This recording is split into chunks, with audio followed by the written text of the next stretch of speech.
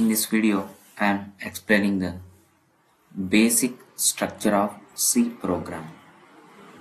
This is the most important concept in C program. Basic structure of C program.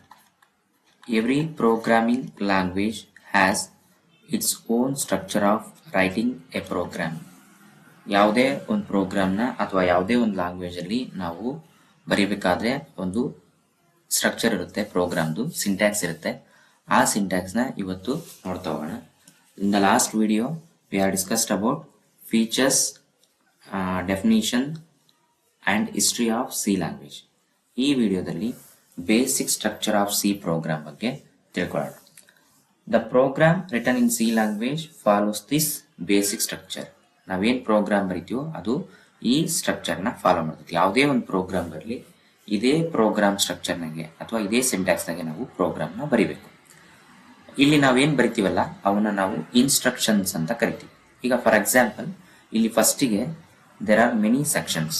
In first one that is documentation section ಅಂತೇಳಿ ಕರಿತೀವಿ. First one documentation section.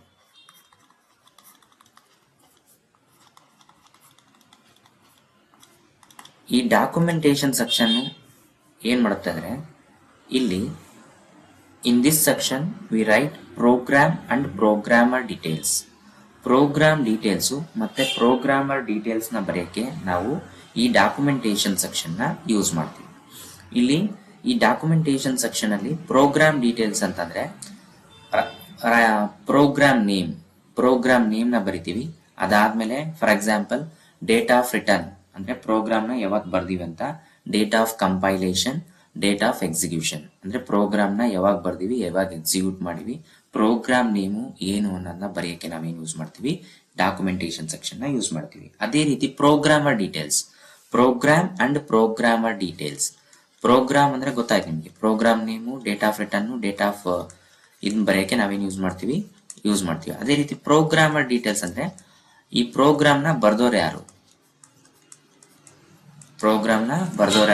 ಮತ್ತೆ ಯಾವ operating system use ಮಾಡಿದ್ರು ಅಥವಾ ಎಲ್ಲಿ use ಮಾಡಿದ್ರು, ಎಲ್ಲಿ ಬರೆದ್ರು ಅನ್ನೋದನ್ನ ನಾವು ಯಾವ ಎಡಿಟರ್ನಲ್ಲಿ ಬರೆದ್ರು ಅನ್ನೋದನ್ನ ಬರೆಯೋಕೆ ಏನ್ ಮಾಡ್ತೀವಿ, ಡಾಕ್ಯುಮೆಂಟೇಶನ್ ಸೆಕ್ಷನ್ ಯೂಸ್ ಮಾಡ್ತೀವಿ. ಇಲ್ಲಿ ನಮಗೆ ಮೇನ್ ಆಗಿ ಈ ಪ್ರೋಗ್ರಾಮ್ ಡೀಟೇಲ್ಸ್ ಮತ್ತೆ ಪ್ರೋಗ್ರಾಮರ್ ಡೀಟೇಲ್ಸ್ ಬರೆಯೋಕೆ ನಮಗೆ ಎರಡು ರೀತಿ ಬರಿಬಹುದು. ಒಂದು, ನಾವು ಹೆಂಗ್ ಬೇಕೋ ಹಂಗ್ ಬರೆಯಕ್ ಬರಲ್ಲ, it has own structure. For example ಇಲ್ಲಿ /* ಅಂತ ಬರಿತೀವಿ. /* ಬರ್ದು ಪ್ರೋಗ್ರಾಮ್ ನೇಮ್ ಅಂದ್ರೆ for example program to find addition of two numbers. ಈ ತರ ನಾವು ಪ್ರೋಗ್ರಾಮ್ ಡೀಟೇಲ್ಸ್ ನ ಬರಿತೀವಿ. ಅದೇ ರೀತಿ ಇನ್ನೊಂದನ್ನು ಯೂಸ್ ಮಾಡಬಹುದು, // ಯೂಸ್ ಮಾಡಿ ನಾವು ಪ್ರೋಗ್ರಾಮ್ ನೇಮ್ ನ ಬರಿತೀವಿ. ಇಲ್ಲಿ ಈ /* ಮತ್ತೆ ಅದಾದ್ಮೇಲೆ ಪ್ರೋಗ್ರಾಮ್ ನೇಮು // ಇದನ್ನ ಯಾವಾಗ ಬರಿತೀವಿ ಅಂತಂದ್ರೆ ಇಲ್ಲಿ ನಮಗೆ ಸಿಂಗಲ್ ಲೈನ್ ಕಮೆಂಟ್ ಅಂತ ಹೇಳ್ತೀವಿ. ಸಿಂಗಲ್ ಲೈನ್ ಕಮೆಂಟ್ ಅಂದ್ರೆ ಯಾವ್ದಂದ್ರೆ ಇಲ್ಲಿ ಏನ್ // ಬರಿತೀವಲ್ಲ ಇದನ್ನ ಸಿಂಗಲ್ ಲೈನ್ ಕಮೆಂಟ್ ಅಥವಾ ಸಿಂಗಲ್ ಲೈನ್ ಸ್ಟ್ರಕ್ಚರ್ ಅಂತ ಕರಿತೀವಿ. ಇಲ್ಲಿ ಇದನ್ನ ಮಲ್ಟಿ ಲೈನ್ ಅಂತ ಕರಿತೀವಿ. ಇಲ್ಲಿ /* ಯೂಸ್ ಮಾಡಿದಾಗ ನಮಗೇನ್ ಬರೀಬಹುದು, ಪ್ರೋಗ್ರಾಮ್ ನೇಮ್ ಒಂದೇ ಲೈನ್ ನಲ್ಲಿ ಮುಗಿಲಿಲ್ಲ ಅಂದ್ರೆ ಅಥವಾ more than one line use ಮಾಡಿವಿ ಅಂದ್ರೆ ಅದನ್ನ ನಾವು ಯೂಸ್ ಮಾಡ್ತೀವಿ, /* ನ ಯೂಸ್ ಮಾಡ್ತೀವಿ. ಅದೇ ರೀತಿ // ನ ಯಾವಾಗ ಯೂಸ್ ಮಾಡ್ತೀವಿ ಅಂದ್ರೆ ಓನ್ಲಿ ಸಿಂಗಲ್ ಲೈನ್ ಇದ್ದಾಗ ನಾವು // ನ ಯೂಸ್ ಮಾಡ್ತೀವಿ. ಈ ತರ ನಾವು ಡಾಕ್ಯುಮೆಂಟೇಶನ್ ಸೆಕ್ಷನ್ ನ ಯೂಸ್ ಮಾಡ್ತೀವಿ. In the documentation section we can write program details and programmer details ಅಂತೇಳಿ ಬರೀಬೇಕು. ಇಲ್ಲಿ ನಮಗೆ 5 ಮಾರ್ಕ್ಸ್ ಅಥವಾ 10 ಮಾರ್ಕ್ಸ್ಗೆ explain basic structure of C program with an example ಅಂತ ಕೇಳ್ಬೋದು, ಅಥವಾ ಓನ್ಲಿ ಎಕ್ಸ್ಪ್ಲನೇಷನ್ಗೆ ಕೇಳ್ಬೋದು, explain basic structure of C program ಅಂತ. ಅವಾಗ ನಾವು ಎಲ್ಲಾ ಸೆಕ್ಷನ್ ಏನ್ ಬರ್ತಾವಲ್ಲ ಅವನ್ನೆಲ್ಲ ಬರೀಬೇಕು, ಒಂದೊಂದನ್ನೇ ಇಂಡಿವಿಜುವಲ್ ಆಗಿ ಬರೆದು ಎಕ್ಸ್ಪ್ಲೈನ್ ಮಾಡ್ತಾ ಹೋಗ್ಬೇಕು. ಈಗ ಫಸ್ಟಿಗೆ ಡಾಕ್ಯುಮೆಂಟೇಶನ್ ಸೆಕ್ಷನ್. ಇಲ್ಲಿ ಡಾಕ್ಯುಮೆಂಟೇಶನ್ ಸೆಕ್ಷನ್ ಗೊತ್ತಾಯ್ತು ನಿಮಗೆ, we can use this section for writing a program and programmer details. ಇದನ್ನ ಬರೆಯೋಕೆ ನಾವು ಎರಡು ರೀತಿ ಯೂಸ್ ಮಾಡ್ತೀವಿ. ಒಂದು /* ಯೂಸ್ ಮಾಡ್ಕೊಂಡು ಬರಿತೀವಿ, ಇನ್ನೊಂದು // ನ ಯೂಸ್ ಮಾಡಿ ಬರಿತೀವಿ. ಅದೇ ರೀತಿ ನೆಕ್ಸ್ಟ್ ಸೆಕ್ಷನ್ ಯಾವ್ದಪ್ಪ ಅಂದ್ರೆ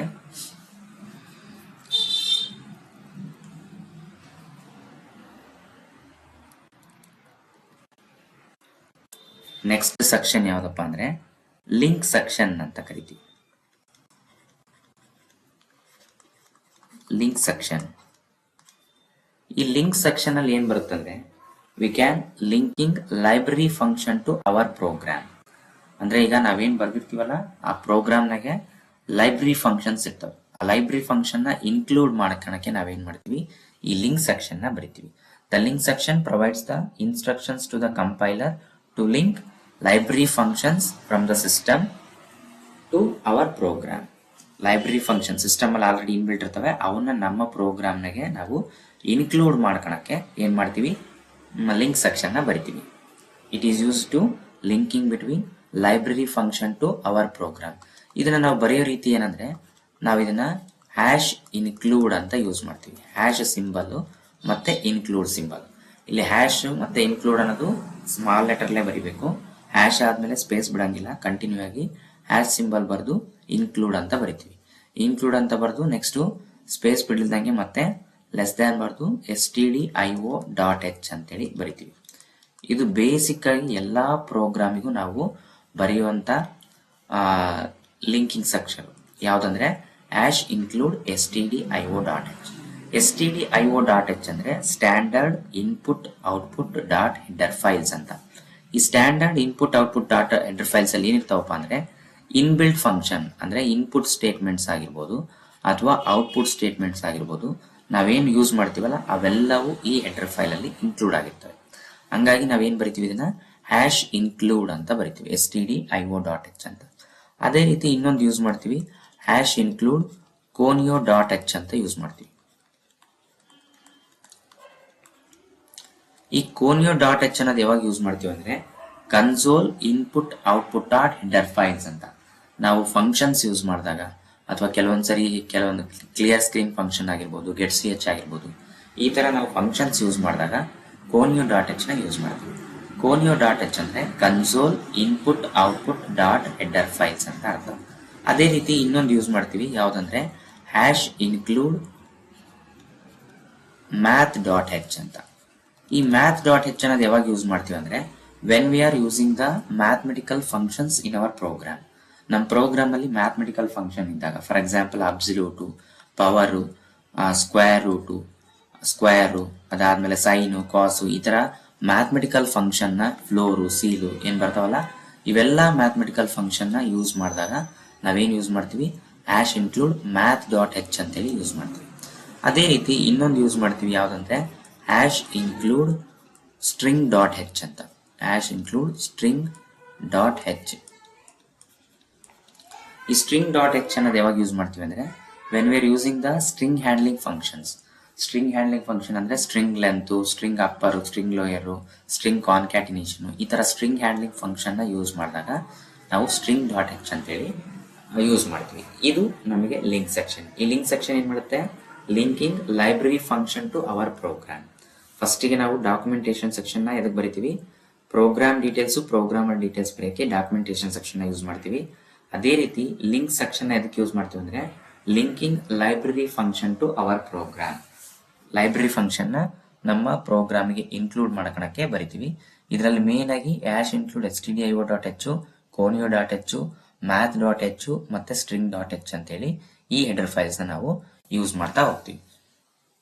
ನೆಕ್ಸ್ಟ್ ಸೆಕ್ಷನ್ ಯಾವ್ದಪ್ಪ ಅಂದ್ರೆ ನೆಕ್ಸ್ಟ್ ಸೆಕ್ಷನ್ ಡೆಫಿನಿಷನ್ ಸೆಕ್ಷನ್ ಅಂತ ಕರಿತೀವಿ. ಈ ಡೆಫಿನಿಷನ್ ಸೆಕ್ಷನ್ ನ ನಾವು ಯಾವಾಗ ಯೂಸ್ ಮಾಡ್ತೀವಿ ಅಂದ್ರೆ definition section we can define the symbolic constant value. Symbolic constant ವ್ಯಾಲ್ಯೂನ ಡಿಫೈನ್ ಮಾಡಬೇಕಾದ್ರೆ ನಾವೇನ್ ಯೂಸ್ ಮಾಡ್ತೀವಿ ಅಂದ್ರೆ ಡೆಫಿನಿಷನ್ ಸೆಕ್ಷನ್ ನ ಯೂಸ್ ಮಾಡ್ತೀವಿ. Third one definition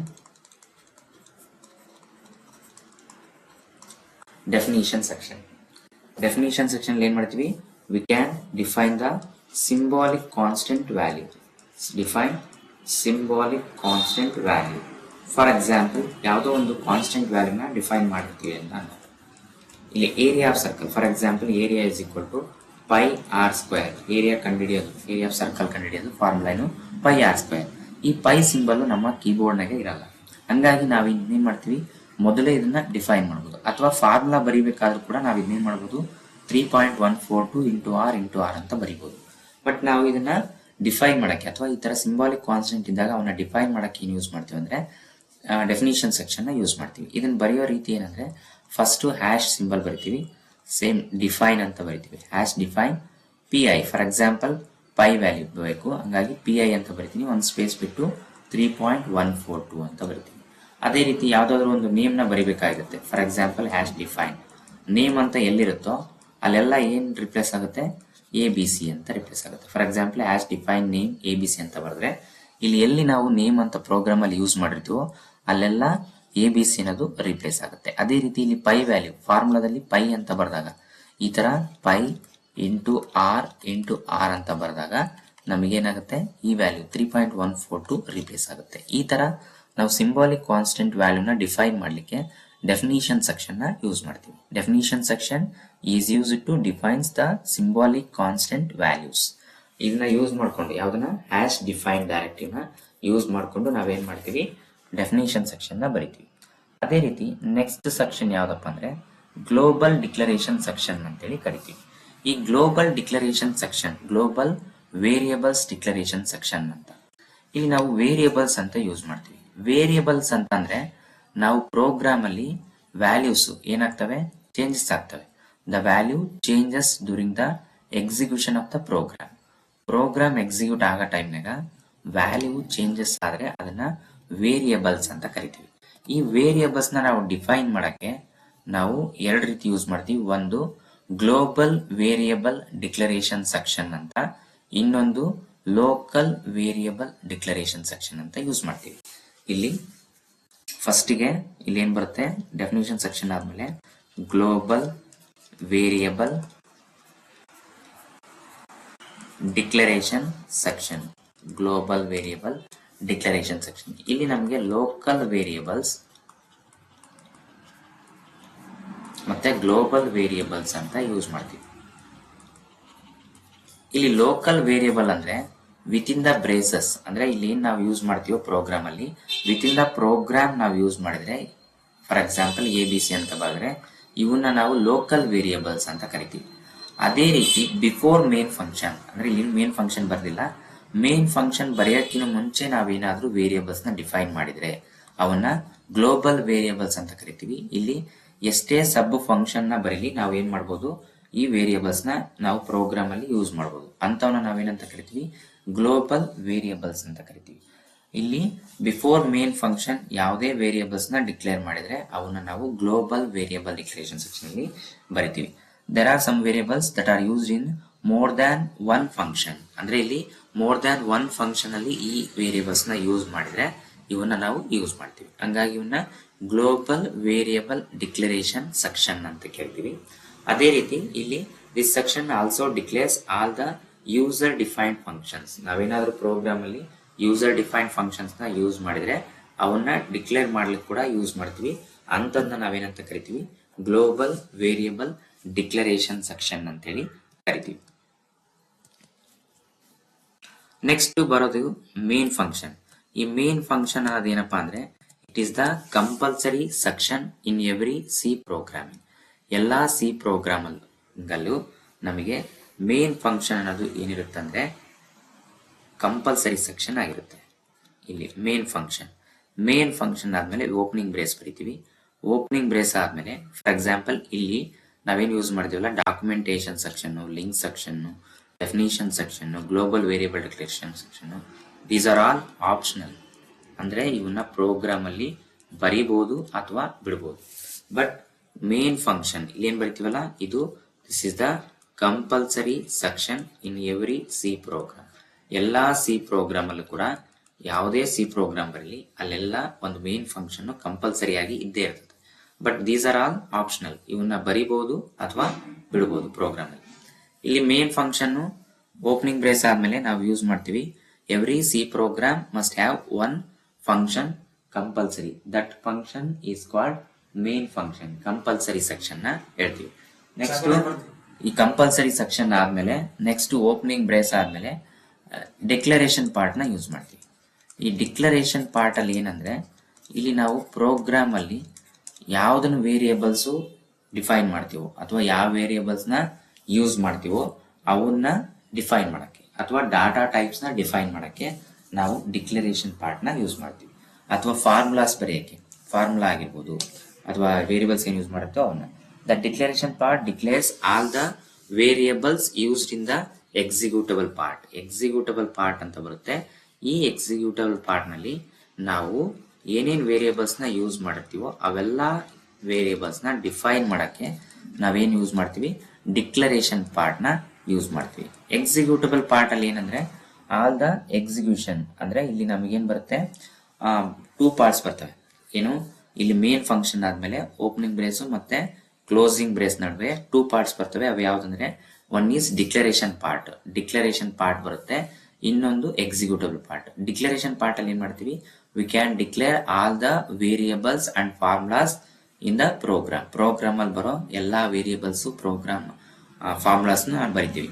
next executable part ಅಲ್ಲಿ ಏನ್ ಬರಿತೀವಿ, ಪ್ರೋಗ್ರಾಮ್ ನಾಗ ಏನೇನು ಎಕ್ಸಿಕ್ಯೂಟ್ ಆಗಬೇಕಲ್ಲ, ಡಿಸ್ಪ್ಲೇ ಪಾರ್ಟ್ ಆಗಿರ್ಬೋದು ಅಥವಾ ನಾವು ವ್ಯಾಲ್ಯೂಸ್ ನ ಫೈಂಡ್ ಔಟ್ ಮಾಡಿದ್ಮೇಲೆ ರಿಸಲ್ಟ್ ನ ಔಟ್ಪುಟ್ ನ ತೋರ್ಸೋದಾಗಿರ್ಬೋದು, ಅವೆಲ್ಲವೂ ಎಲ್ಲಿ ಬರ್ತಾವ ಅಂದ್ರೆ ಎಕ್ಸಿಕ್ಯೂಟಬಲ್ ಪಾರ್ಟ್ ಅಲ್ಲಿ ಬರ್ತವೆ. ಇದನ್ನ ನಾವು ಈ ತರ ಆಗಿ ಬರಿತೀವಿ. ನೆಕ್ಸ್ಟ್ ಇನ್ನೊಂದು ಬರುತ್ತೆ ಲಾಸ್ಟ್ಗೆ, ಅದೇನಂದ್ರೆ ಸಬ್ ಪ್ರೋಗ್ರಾಮ್ ಸೆಕ್ಷನ್. ಇಲ್ಲಿ ಬರಿತಾ ಇದ್ದೀನಿ ಈ ಕಡೆ, ಸಬ್ ಪ್ರೋಗ್ರಾಮ್ ಸೆಕ್ಷನ್ ಅಥವಾ ಇದನ್ನ ಸಬ್ ಫಂಕ್ಷನ್ಸ್ ಅಂತ ಕರಿತೀವಿ. ಅಂದ್ರೆ ಪ್ರೋಗ್ರಾಮ್ ಅಲ್ಲಿ ಸಬ್ ಪ್ರೋಗ್ರಾಮ್ಸ್ ಬರೆಯಕ್ಕೆ ಮತ್ತೆ ಸಬ್ ಫಂಕ್ಷನ್ಸ್ ಅಂದ್ರೆ ಯೂಸರ್ ಡಿಫೈನ್ಡ್ ಫಂಕ್ಷನ್ಸ್ ಯಾವ್ದಾದ್ರು ಯೂಸ್ ಮಾಡಿದ್ರೆ ನಾವು ಬರೆಯಕ್ಕೆ ನಾವು ಯೂಸ್ ಮಾಡ್ತೀವಿ. ಇದು ಏನಂದ್ರೆ ಸಬ್ ಪ್ರೋಗ್ರಾಮ್ ಸೆಕ್ಷನ್ ಅಂತ ಕರಿತೀವಿ. ಈ ತರ ಯೂಸ್ ಮಾಡಿಕೊಂಡು ನಾವು ಏನ್ ಮಾಡ್ತೀವಿ ಅಂದ್ರೆ ಸಿ ಪ್ರೋಗ್ರಾಮ್ ನ ಬರಿತಾ ಹೋಗ್ತೀವಿ. ಇಲ್ಲಿ ನಾವು ಮೊದಲಿಗೆ ಏನ್ ಯೂಸ್ ಮಾಡ್ತೀವಲ್ಲ ಅದು basic structure of C program ಅಲ್ಲಿ ಅದು ಡಾಕ್ಯುಮೆಂಟೇಶನ್ ಸೆಕ್ಷನ್. ಈ ಡಾಕ್ಯುಮೆಂಟೇಶನ್ ಸೆಕ್ಷನ್ ನ ಎದಕ್ಕೆ ಯೂಸ್ ಮಾಡ್ತೀವಿ, we can declare the program details and programmer details ನ ಬರೆಯಕ್ಕೆ ಡಾಕ್ಯುಮೆಂಟೇಶನ್ ಸೆಕ್ಷನ್ ನ ಯೂಸ್ ಮಾಡ್ತೀವಿ. Next is link section. Link section ಎದಕ್ಕೆ ಯೂಸ್ ಮಾಡ್ತೀವಿ ಅಂದ್ರೆ link section is linking library function to our program. Library function ಇಂದ ನಮ್ಮ ಪ್ರೋಗ್ರಾಮ್ಗೆ ಇನ್ಕ್ಲೂಡ್ ಮಾಡ್ಕೊಳಕ್ಕೆ ಲಿಂಕ್ ಸೆಕ್ಷನ್ ನ ಬರಿತೀವಿ. Next definition section. ಈ ಡೆಫಿನಿಷನ್ ಸೆಕ್ಷನ್ ನ ನಾವೇನ್ ಯೂಸ್ ಮಾಡ್ತೀವಿ ಅಂದ್ರೆ we can define the symbolic constant values. Symbolic constant values ನ ಡಿಫೈನ್ ಮಾಡಕ್ಕೆ ನಾವೇನ್ ಯೂಸ್ ಮಾಡ್ತೀವಿ, ಡೆಫಿನಿಷನ್ ಸೆಕ್ಷನ್ ನ ಯೂಸ್ ಮಾಡ್ತೀವಿ. ನೆಕ್ಸ್ಟ್ ಒನ್ ಏನಂದ್ರೆ ಗ್ಲೋಬಲ್ ವೇರಿಯಬಲ್ ಡಿಕ್ಲರೇಷನ್ ಸೆಕ್ಷನ್. ಈ ಗ್ಲೋಬಲ್ ವೇರಿಯಬಲ್ ಡಿಕ್ಲರೇಷನ್ ಸೆಕ್ಷನ್ ಅನ್ನೋದು ಏನಂದ್ರೆ before main function any variables are declared. Main function ಗಿನ ಮುಂಚೆ ನಾವು ವೇರಿಯಬಲ್ಸ್ ನ ಡಿಕ್ಲೇರ್ ಮಾಡಿದ್ರೆ ಅವನ್ನ ಗ್ಲೋಬಲ್ ವೇರಿಯಬಲ್ಸ್ ಡಿಕ್ಲರೇಷನ್ ಸೆಕ್ಷನ್ ಅಂತ ಕರಿತೀವಿ. ಅಥವಾ ಯೂಸರ್ ಡಿಫೈನ್ ಫಂಕ್ಷನ್ ನ ಡಿಫೈನ್ ಮಾಡ್ಲಿಕ್ಕೆ ಕೂಡ ನಾವು ಏನ್ ಯೂಸ್ ಮಾಡ್ತೀವಿ, ಗ್ಲೋಬಲ್ ವೇರಿಯಬಲ್ ಡಿಕ್ಲರೇಷನ್ ಸೆಕ್ಷನ್ ನ ಯೂಸ್ ಮಾಡ್ತೀವಿ. Next one is main function. ಈ ಮೇನ್ ಫಂಕ್ಷನ್ ಅನ್ನೋದು it is the compulsory section in every C program. It has 2 parts. One is declaration part and another one is executable part. In between the 2 curly braces. ಇದನ್ನ ನಾವು left brace ಅಂತ ಕರಿತೀವಿ ಅಥವಾ opening brace ಅಂತ ಕರಿತೀವಿ. ಇದನ್ನ closing brace ಅಥವಾ right brace ಅಂತ ಹೇಳಿ ಕರಿತೀವಿ. ಈ ಡಿಕ್ಲರೇಷನ್ ಪಾರ್ಟ್ ಅಲ್ಲಿ ಏನಿರುತ್ತೆ ಅಂದ್ರೆ we can declare all the variables, local variables and formulas used in the program ಅಲ್ಲಿ ಯೂಸ್ ಮಾಡ್ತಕ್ಕಂತ ವೇರಿಯಬಲ್ಸ್ ನ ಡಿಫೈನ್ ಮಾಡಕ್ಕೆ, ಡಿಕ್ಲೇರ್ ಮಾಡ್ಲಿಕ್ಕೆ ಈ ಡಿಕ್ಲರೇಷನ್ ಪಾರ್ಟ್ ನ ಯೂಸ್ ಮಾಡ್ತೀವಿ. Next executable part. Executable part ನ ಎದಕ್ಕೆ ಯೂಸ್ ಮಾಡ್ತೀವಿ ಅಂದ್ರೆ we can use this part using for writing the executable part. ಅಂದ್ರೆ ನಾವು ಏನ್ ಪ್ರೋಗ್ರಾಮ್ ಅಲ್ಲಿ ಯೂಸ್ ಮಾಡಿರ್ತೀವೋ, ಎಕ್ಸಿಕ್ಯೂಟ್ ಮಾಡಿರ್ತೀವೋ, ರನ್ ಮಾಡಿರ್ತೀವೋ ಅವನ್ನ ಪ್ರೋಗ್ರಾಮ್ ನ ಡಿಸ್ಪ್ಲೇ ಮಾಡ್ಲಿಕ್ಕೆ ಅಥವಾ ಪ್ರೋಗ್ರಾಮ್ ನ ಎಕ್ಸಿಕ್ಯೂಟ್ ಮಾಡ್ಲಿಕ್ಕೆ ಈ ಎಕ್ಸಿಕ್ಯೂಟಬಲ್ ಪಾರ್ಟ್ ನ ಯೂಸ್ ಮಾಡ್ತೀವಿ. Next closing brace. ಇದಾದ್ಮೇಲೆ ಸಬ್ ಪ್ರೋಗ್ರಾಮ್ ಸೆಕ್ಷನ್ ಅಥವಾ ಸಬ್ ಫಂಕ್ಷನ್ ಅಂತ ಯೂಸ್ ಮಾಡ್ತೀವಿ. ಇದನ್ನ ನಾವು sub program section, sub functions ನ ನಾವು ಯೂಸರ್ ಡಿಫೈನ್ಡ್ ಫಂಕ್ಷನ್ ಆಗಿ ಯೂಸ್ ಮಾಡಿದಾಗ ಈ ಸೆಕ್ಷನ್ ನ ಯೂಸ್ ಮಾಡ್ತೀವಿ. This is the main important concept in C program. 5 marks ಅಥವಾ 10 ಮಾರ್ಕ್ಸ್ ಗೆ ಇಂಪಾರ್ಟೆಂಟ್ ಆಗಿ ಕೇಳುವಂತ ಕ್ವಶನ್. ಇದನ್ನ only writing basic structure of C program ಅಂತ ಕೇಳ್ಬೋದು, ಅಥವಾ ಇಲ್ಲ ಅಂದ್ರೆ ಇದನ್ನ ವಿತ್ ಎಕ್ಸಾಂಪಲ್ ಅಂತ 10 ಮಾರ್ಕ್ಸ್ ಕೇಳ್ಬೋದು. ಈಗ ಇದು ನಮಗೆ ಏನ್ ಗೊತ್ತಾಯ್ತು, ಪ್ರೋಗ್ರಾಮ್ ಬರೆಯೋ ರೀತಿ ಗೊತ್ತಾಯ್ತು. ಅಂದ್ರೆ ನಮಗೆ ಏನ್ ಬರ್ದ್ವಿ, ಬೇಸಿಕ್ ಸ್ಟ್ರಕ್ಚರ್ ಆಫ್ ಸಿ ಪ್ರೋಗ್ರಾಮ್ನ ಕಲ್ತ್ಕೊಂಡ್ವಿ. ಇದ್ರ ಪ್ರಕಾರ ಒಂದು ಪ್ರೋಗ್ರಾಮ್ನ ನೋಡೋಣ. ಈ ಒಂದು ಪ್ರೋಗ್ರಾಮ್ನ ಬರೆಯೋಕ್ಕಿಂತ ಮುಂಚೆ ಈ ಕಾನ್ಸೆಪ್ಟು ನಿಮಗೆ ಅರ್ಥ ಆಗಿದ್ರೆ ಲೈಕು ಮತ್ತೆ ಸಬ್ಸ್ಕ್ರೈಬ್ ಆಗ್ರಿ. ನೆಕ್ಸ್ಟು ಯಾಕಂದ್ರೆ ನೆಕ್ಸ್ಟ್ ಈ ಚಾಪ್ಟರ್ ಅಲ್ಲಿ ಬರುವಂತ ವಿಡಿಯೋಸ್ ಅಥವಾ ಸಿ ಪ್ರೋಗ್ರಾಮಿಂಗ್ ಕಾನ್ಸೆಪ್ಟ್ ಅಲ್ಲಿ ಬರೋ ವಿಡಿಯೋಸ್ನ ನಾನು ಮಾಡಿದ ವಿಡಿಯೋಸ್ ಎಲ್ಲ ನಿಮ್ಮ ನೋಟಿಫಿಕೇಶನ್ ಬರುತ್ತೆ, ನೀವು ಅವನ್ನ ವಾಚ್ ಮಾಡ್ಬೋದು.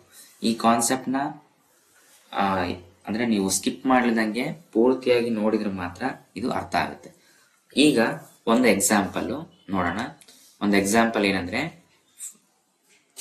ಸ್ಟ್ರಕ್ಚರ್ ಆಫ್ ಸಿ ಪ್ರೋಗ್ರಾಮ್ನ ಯೂಸ್ ಮಾಡಿಕೊಂಡು ಒಂದು ಪ್ರೋಗ್ರಾಮ್ನ ಬರೆಯೋಣ. ಏನಂದ್ರೆ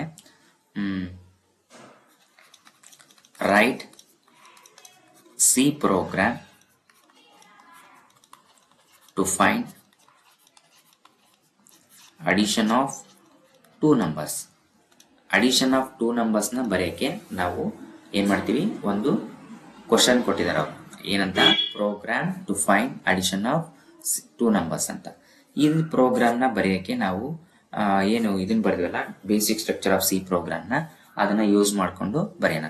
ಫಸ್ಟಿಗೆ basic structure of C program ಅಲ್ಲಿ ನಾವು ನೋಡಿದ್ದೇನು, ಡಾಕ್ಯುಮೆಂಟೇಶನ್ ಸೆಕ್ಷನ್ ನೋಡಿದ್ವಿ. ಡಾಕ್ಯುಮೆಂಟೇಶನ್ ಸೆಕ್ಷನ್ ಅಲ್ಲಿ ಏನ್ ಮಾಡ್ತೀವಿ, we can write program details and programmer details ನ ಬರಿತೀವಿ. ಅದನ್ನ ಬರೆಯಕ್ಕೆ ನಾವ್ ಹೇಳಿದ್ವಿ ಸ್ಲಾಶ್ ಸ್ಟಾರ್ ಅಂತ ಯೂಸ್ ಮಾಡ್ತೀವಿ. ಇಲ್ಲಿ ಏನ್ ಮಾಡ್ತೀನಿ ಅಂದ್ರೆ ನಾನು just program to find addition of two numbers ಅಥವಾ ಸಮ್ ಆಫ್ ಟೂ ನಂಬರ್ಸ್ ಅಂತೇಳಿ ಬರಿತೀನಿ. ಸ್ಟಾರು ಸ್ಲಾಶ್ ಇದೇ ಫಾರ್ಮೆಟ್ ಅಲ್ಲೇ ಬರೀಬೇಕು. First slash star, next program name, next star slash ಬರೆದ್ರೆ ಇದು ಡಾಕ್ಯುಮೆಂಟೇಶನ್ ಸೆಕ್ಷನ್ ಆಯ್ತು. ಏನಿದು ಪ್ರೋಗ್ರಾಮ್ ನೇಮ್ ನ ಬರೆದ್ವಿ. ನೆಕ್ಸ್ಟ್ ಲಿಂಕ್ ಸೆಕ್ಷನ್ ನ ಬರೀಬೇಕು. ಲಿಂಕ್ ಸೆಕ್ಷನ್ ನ ಬರೆಯಕ್ಕೆ ನಾವೇನ್ ಯೂಸ್ ಮಾಡ್ತೀವಿ, ಹ್ಯಾಶ್ ಇನ್ಕ್ಲೂಡ್ ಅನ್ನೋ ಡೈರೆಕ್ಟಿವ್ ನ ಯೂಸ್ ಮಾಡ್ತೀವಿ. ಹ್ಯಾಶ್ ಇನ್ಕ್ಲೂಡ್ ಅಂತಂದ್ರೆ including the library function to our program. Hash include stdio.h. stdio.h ಅಂದ್ರೆ standard input output dot header files ಅಂತ ಅರ್ಥ. ಇಲ್ಲಿ stdio.h. ಈ stdio.h ಆದ್ಮೇಲೆ ನೆಕ್ಸ್ಟ್ ಏನು ನಮಗೆ ಡೆಫಿನಿಷನ್ ಸೆಕ್ಷನ್. ಈ ಡೆಫಿನಿಷನ್ ಸೆಕ್ಷನ್ ಅನ್ನೋದೇನಂದ್ರೆ define the symbolic constant value. ಇಲ್ಲಿ ನಾವು ಬರಿತಕ್ಕಂಥ program addition of two numbers ಆಗಿರೋದ್ರಿಂದ ಇಲ್ಲಿ ಯಾವುದೇ ರೀತಿಯ ಸಿಂಬಾಲಿಕ್ ಕಾನ್ಸ್ಟೆಂಟ್ ನ ಯೂಸ್ ಮಾಡಲ್ಲ. ಹಂಗಾಗಿ ಡೆಫಿನಿಷನ್ ಸೆಕ್ಷನ್ ನ ಬರೆಯೋ ಅವಶ್ಯಕತೆ ಇಲ್ಲ. Next section global variable declaration section. ಇಲ್ಲಿ ಯಾವುದು ಸಬ್ ಫಂಕ್ಷನ್ ನ ಯೂಸ್ ಮಾಡಲ್ಲ, ಹಂಗಾಗಿ ಯಾವುದೇ ರೀತಿಯ ಗ್ಲೋಬಲ್ ವೇರಿಯೇಬಲ್ಸ್ ಇಲ್ಲ. ಹಂಗಾಗಿ ನಾವು ಗ್ಲೋಬಲ್ ವೇರಿಯೇಬಲ್ ಡಿಕ್ಲರೇಷನ್ ಸೆಕ್ಷನ್ ಬರೆಯಲ್ಲ. ನೆಕ್ಸ್ಟ್ ಏನ್ ಬರೀಬೇಕು, ಗ್ಲೋಬಲ್ ವೇರಿಯೇಬಲ್ ಡಿಕ್ಲರೇಷನ್ ಸೆಕ್ಷನ್ ಆದ್ಮೇಲೆ ಮೇನ್ ಫಂಕ್ಷನ್. ಮೇನ್ ಫಂಕ್ಷನ್ ಅಂತೂ this is the compulsory part in every C program. Main function ಅಂತ ಬರಿತೀವಿ. ಮೇನ್ ಫಂಕ್ಷನ್ ಆದ್ಮೇಲೆ ಓಪನಿಂಗ್ ಬ್ರೇಸ್. ಈ ಓಪನಿಂಗ್ ಬ್ರೇಸ್ ಅಲ್ಲಿ ನಾವೇನ್ ಮಾಡ್ಬೇಕಪ್ಪ ಅಂದ್ರೆ ಎರಡು ರೀತಿ ಪಾರ್ಟ್ ಬರಿತೀವಿ. ಒಂದು ಡಿಕ್ಲರೇಷನ್ ಪಾರ್ಟ್, ಇನ್ನೊಂದು ಎಕ್ಸಿಕ್ಯೂಟಬಲ್ ಪಾರ್ಟ್. ಇಲ್ಲಿ ನಾವು ಫಸ್ಟಿಗೆ ಮೇನ್ ಫಂಕ್ಷನ್ ಒಳಗೆ ಬರಿಬೇಕಾದ್ರೆ ಏನು ಯೂಸ್ ಮಾಡ್ತೀವಿ ಅಂದ್ರೆ ಫಸ್ಟ್ ನಾವು ಡಾಟಾ ಟೈಪ್ ನ ಬರಿತೀವಿ. ಫಾರ್ ಎಕ್ಸಾಂಪಲ್ ಇಂಟ್ ಅಂತ ಬರಿತೀನಿ.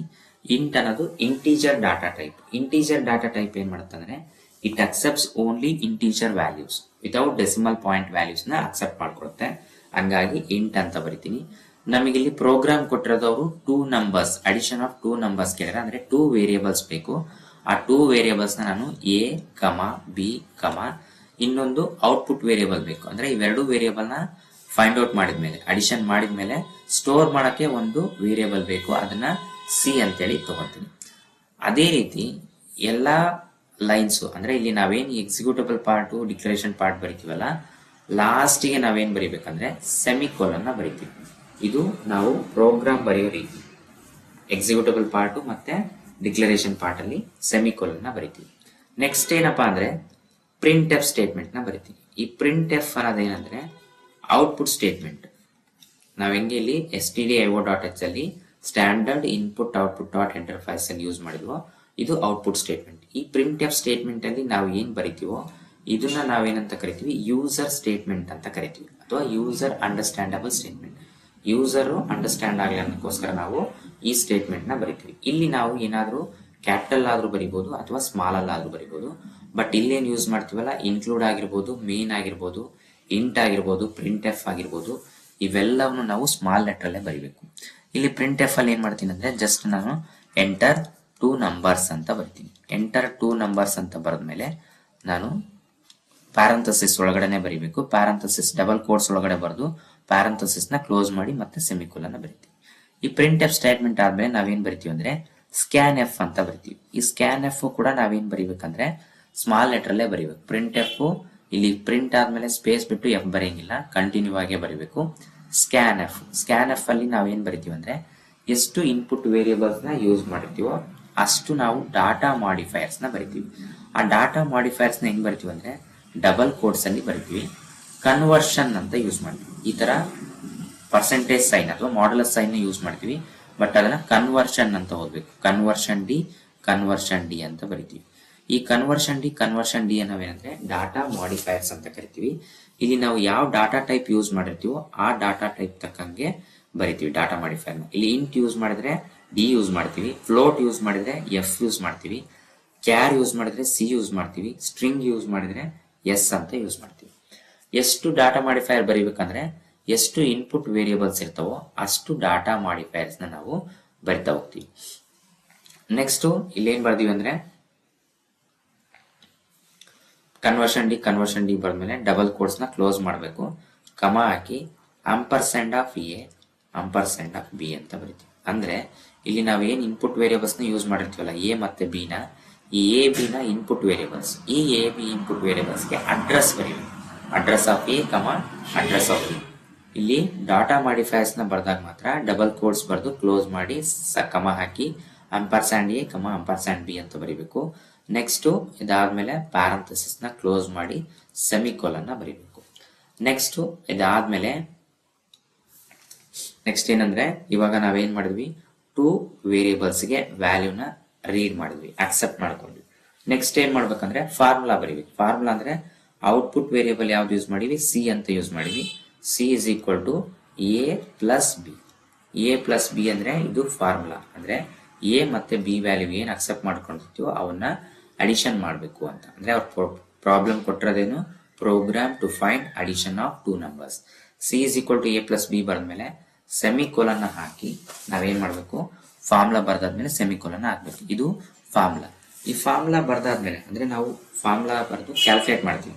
ಈ ಕ್ಯಾಲ್ಕುಲೇಟ್ ಮಾಡಿರೋ ವ್ಯಾಲ್ಯೂನ ಡಿಸ್ಪ್ಲೇ ಮಾಡ್ಬೇಕಂದ್ರೆ ಮತ್ತೆ again we are using the print F statement. Print F ಅಂತ ಬರೆದು ಪ್ಯಾರಂಥಸಿಸ್ ಒಳಗಡೆ ಡಬಲ್ ಕೋಟ್ಸ್ ಅಲ್ಲಿ ನಾವೇನ್ ಬರ್ತೀವಿ, ಸಮ್ ಇಸ್ ಈಕ್ವಲ್ ಟು ಅಂತ ಬರೆದು ಇಲ್ಲಿ ಮತ್ತೆ ಅಗೇನ್ ಕನ್ವರ್ಷನ್ ಡಿ ನ ಯೂಸ್ ಮಾಡ್ತೀವಿ. ಕನ್ವರ್ಷನ್ ಡಿ ಅನ್ನೋದೇನಂದ್ರೆ ಇಲ್ಲಿ ಏನ್ ಔಟ್ಪುಟ್ ವೇರಿಯೇಬಲ್ ನ ನಾವು ಯೂಸ್ ಮಾಡಿರ್ತೀವಲ್ಲ, ಈ ಔಟ್ಪುಟ್ ವೇರಿಯೇಬಲ್ ಯಾವ ಡಾಟಾ ಟೈಪ್ ಅನ್ನೋದನ್ನ ಡಿಫೈನ್ ಮಾಡ್ಲಿಕ್ಕೆ ನಾವು ಯೂಸ್ ಮಾಡ್ತೀವಿ, ಡಿಕ್ಲೇರ್ ಮಾಡ್ಲಿಕ್ಕೆ. Sum is equal to conversion D ಅಂತ ಇದನ್ನ ಡಬಲ್ ಕೋಟ್ಸ್ ಕ್ಲೋಸ್ ಮಾಡಿ ಕಮಾ ಹಾಕಿ ಇಲ್ಲಿ ಔಟ್ಪುಟ್ ವೇರಿಯೇಬಲ್ ಏನ್ ಯೂಸ್ ಮಾಡ್ತೀವೋ ಆ ಔಟ್ಪುಟ್ ವೇರಿಯೇಬಲ್ ನ ಮೆನ್ಷನ್ ಮಾಡ್ತೀವಿ.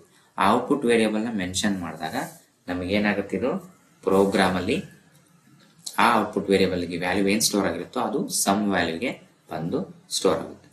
ಮತ್ತೆ ನಾವೇನ್ ಮಾಡಬೇಕು, ಪ್ಯಾರಂಥಸಿಸ್ ನ ಕ್ಲೋಸ್ ಮಾಡಿ ಸೆಮಿಕೋಲನ್ ನ ಬರೀಬೇಕು. ಸೆಮಿಕೋಲನ್ ನ ಬರೆದ್ಮೇಲೆ ಇಲ್ಲಿ ಇನ್ನೊಂದು ಗೆಟ್ ಸಿ ಹೆಚ್ ಅಂತ ಯೂಸ್ ಮಾಡ್ತೀವಿ. ಈ ಗೆಟ್ ಸಿ ಹೆಚ್ ಅನ್ನೋದೇನಪ್ಪಾ ಅಂದ್ರೆ ಗೆಟ್ ಕ್ಯಾರೆಕ್ಟರ್ ಅಂತ ಕರಿತೀವಿ. ಈ ಗೆಟ್ ಕ್ಯಾರೆಕ್ಟರ್ ಏನ್ ಮಾಡತ್ತಂದ್ರೆ ನಮಗೆ ಔಟ್ಪುಟ್ ಸ್ಕ್ರೀನ್ ನ ಡಿಸ್ಪ್ಲೇ ಮಾಡಕ್ಕೆ ನಾವು ಯೂಸ್ ಮಾಡ್ತೀವಿ. ಈ ಗೆಟ್ ಸಿ ಹೆಚ್ ನೀವೇನಾದ್ರೂ ಬರಲಿಲ್ಲ ಅಂದ್ರೆ ಪ್ರೋಗ್ರಾಮ್ ನ ರನ್ ಮಾಡಿದಾಗ ನಿಮಗೆ ಔಟ್ಪುಟ್ ಸ್ಕ್ರೀನ್ ಡಿಸ್ಪ್ಲೇ ಆಗ್ತಿರಲ್ಲ.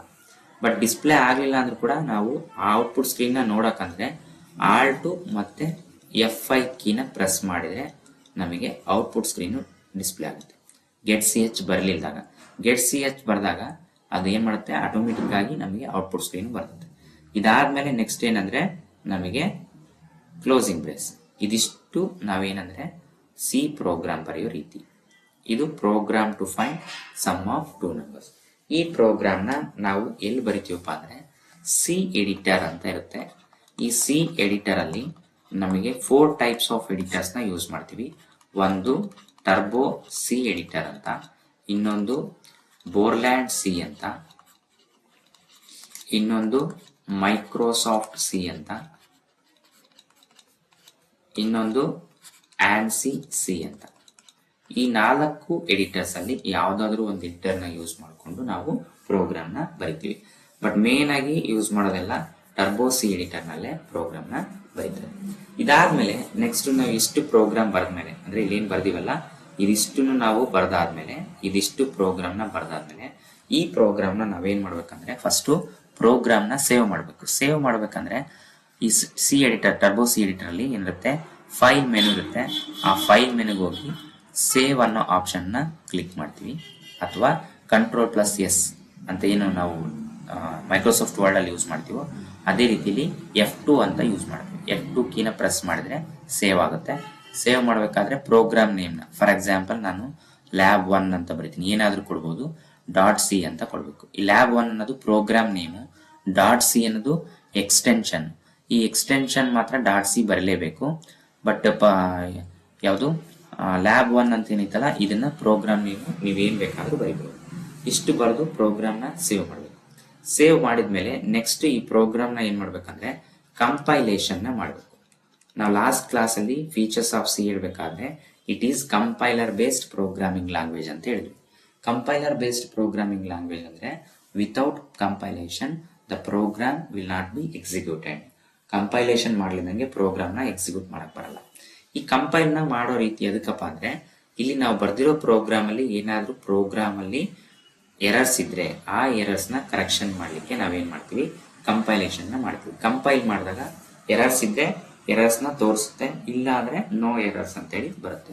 ಈ ಕಂಪೈಲ್ ಮಾಡಕ್ಕೆ ನಾವೇನ್ ಯೂಸ್ ಮಾಡ್ತೀವಿ ಅಂದ್ರೆ ಕಂಪೈಲ್ ಮೆನುಗೆ ಹೋಗಿ ಕಂಪೈಲ್ ಅಂತ ಕ್ಲಿಕ್ ಮಾಡ್ತೀವಿ, ಅಥವಾ ನಾವು Alt+F9 ಅಂತೇಳಿ ಕಂಪೈಲೇಷನ್ಗೆ ಶಾರ್ಟ್ಕಟ್ ಕೀನ ಯೂಸ್ ಮಾಡ್ತೀವಿ. ಅದೇ ರೀತಿ ನೋ ಎರರ್ಸ್ ಇದ್ದಾಗ, ಕಂಪೈಲ್ ಮಾಡಿದಾಗ ನೋ ಎರರ್ಸ್ ಬಂದು ಅಂದ್ರೆ ನಾವು ಏನ್ ಮಾಡ್ತೀವಿ, ರನ್ ಮಾಡ್ತೀವಿ ಪ್ರೋಗ್ರಾಮ್ನ ರನ್ ಮಾಡ್ಬೇಕಂದ್ರೆ ನಾವೇನ್ ಮಾಡ್ತೀವಿ, Ctrl+F9 ಕೀನ ಪ್ರೆಸ್ ಮಾಡ್ತೀವಿ. Ctrl+F9 ನ ಪ್ರೆಸ್ ಮಾಡಿದಾಗ ಅದೇನಾಗುತ್ತೆ, ಪ್ರೋಗ್ರಾಮ್ ರನ್ ಆಗುತ್ತೆ. ಪ್ರೋಗ್ರಾಮ್ ರನ್ ಯಾವಾಗ ಆಗುತ್ತೆ ಅಂದ್ರೆ ಪ್ರೋಗ್ರಾಮ್ ರನ್ ಆದಾಗ ಫಸ್ಟಿಗೆ ನಾವೇನು ಪ್ರಿಂಟ್ ಎಫ್ ಸ್ಟೇಟ್ಮೆಂಟ್ ನ ಬರ್ದಿರ್ತೀವೋ ಮೇನ್ ಫಂಕ್ಷನ್ ಇಂದ ಎಕ್ಸಿಕ್ಯೂಷನ್ ಸ್ಟಾರ್ಟ್ ಆಗುತ್ತೆ. Every program execution must be starts from main function. Main function ಇಂದ ಸ್ಟಾರ್ಟ್ ಆಗುತ್ತೆ. ಈ ಮೇನ್ ಫಂಕ್ಷನ್ ಅಲ್ಲಿ ಫಸ್ಟಿಗೆ ಪ್ರಿಂಟ್ ಎಫ್ ಅಲ್ಲಿ ಎಂಟರ್ 2 ನಂಬರ್ಸ್ ಅಂತ ಇದೆ. ಎಂಟರ್ 2 ನಂಬರ್ಸ್ ಪ್ರಿಂಟ್ ಆಗುತ್ತೆ, ಅಂದ್ರೆ ಈ ಸ್ಟೇಟ್ಮೆಂಟ್ ಪ್ರಿಂಟ್ ಆಗುತ್ತೆ, ಎಂಟರ್ 2 ನಂಬರ್ಸ್ ಅಂತ ಬರುತ್ತೆ.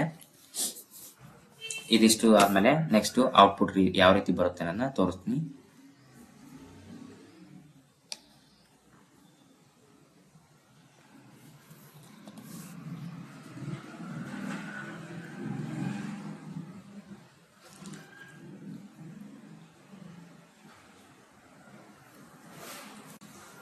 ಇಲ್ಲಿ ಔಟ್ಪುಟ್ ಫಸ್ಟಿಗೆ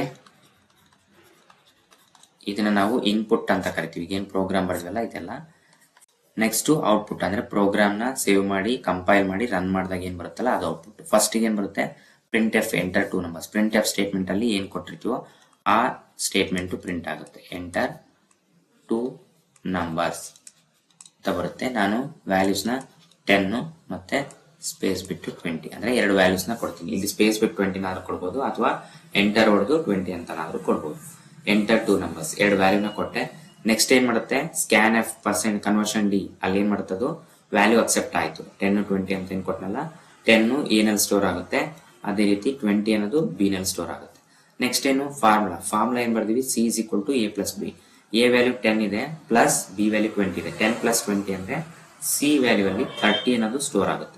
ನೆಕ್ಸ್ಟ್ ಪ್ರಿಂಟ್ ಎಫ್ ಸ್ಟೇಟ್ಮೆಂಟ್ ಏನ್ ಬರ್ದಿವಿ, sum is equal to C ವ್ಯಾಲ್ಯೂನ ಪ್ರಿಂಟ್ ಮಾಡುವಂತ, ಸಮ್ ಇಸ್ ಈಕ್ವಲ್ ಟು ಅಂತ ಪ್ರಿಂಟ್ ಆಗಿ ಕನ್ವರ್ಷನ್ ಡಿ ಜಾಗದಾಗ ಸಿ ವ್ಯಾಲ್ಯೂ ಸ್ಟೋರ್ ಆಗುತ್ತೆ. ಸಿ ವ್ಯಾಲ್ಯೂ ಏನ್ ಬಂದಿದೆ ನಮಗೆ ಕ್ಯಾಲ್ಕುಲೇಟ್ ಮಾಡಿದಾಗ 30 ಬಂದಿದೆ, 30 ಅಂತೇಳಿ ಪ್ರಿಂಟ್ ಆಗುತ್ತೆ. ಈ ತರ ನಾವು ಪ್ರೋಗ್ರಾಮ್ ನ ಬರೆದು ಎಕ್ಸಿಕ್ಯೂಷನ್ ನ ಮಾಡ್ತೀವಿ. ಇದಿಷ್ಟು basic structure of C program.